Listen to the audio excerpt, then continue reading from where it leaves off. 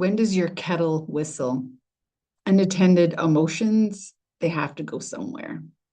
Sometimes we suppress them so much that it is our body that is impacted by it, our digestion, our circulation, how our lower back and muscles are feeling, how our brain is functioning. Like inside, we are eaten up and chipped away at.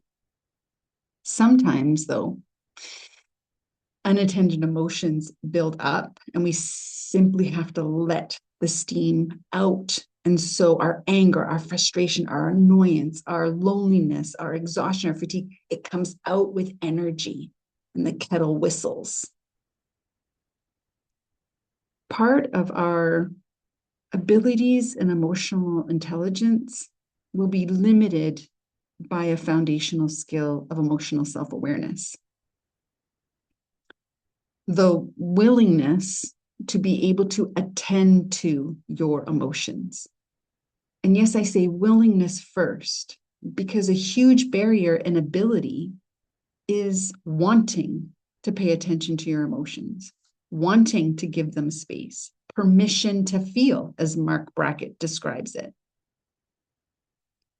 And sometimes this is really hard because you may have grown up in a space that did not give permission for emotions to exist, that forced you to shove them away.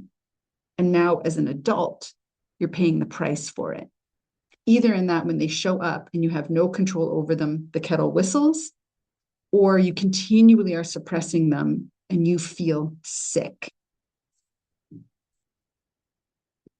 So, permission to feel, a want to look at your emotions, is a step by step by step by step progression, giving yourself a chance to become more and more comfortable in the unfamiliarity of a lot of your emotions. And you can do this successfully simply by looking at it from a very objective, tangible, practical way. Grab yourself an emotions chart. Mark Brackett, I've already mentioned him. He's got one that is 4 quadrants. It's used in primary schools. Grab yourself an emotions chart, take a look at the emotions chart, and just choose. Choose a quadrant to pay attention to this week. Notice all of the emotions that exist in that quadrant. Notice when you experience them. And every time you do, put a little tick, tick, tick, tick, tick beside the emotions that you experience. Next week, pick another quadrant.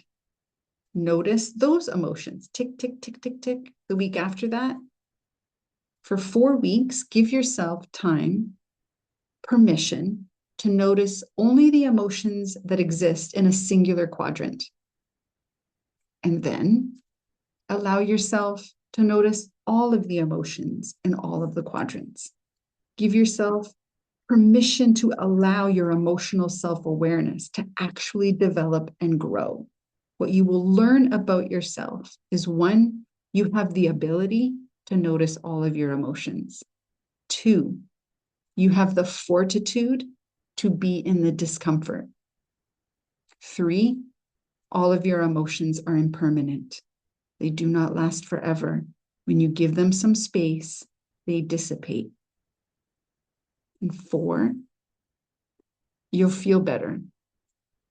You'll approach levels of well-being more often as you give yourself permission to feel.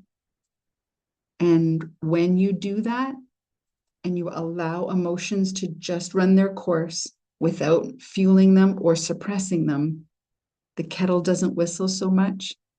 You physically feel better.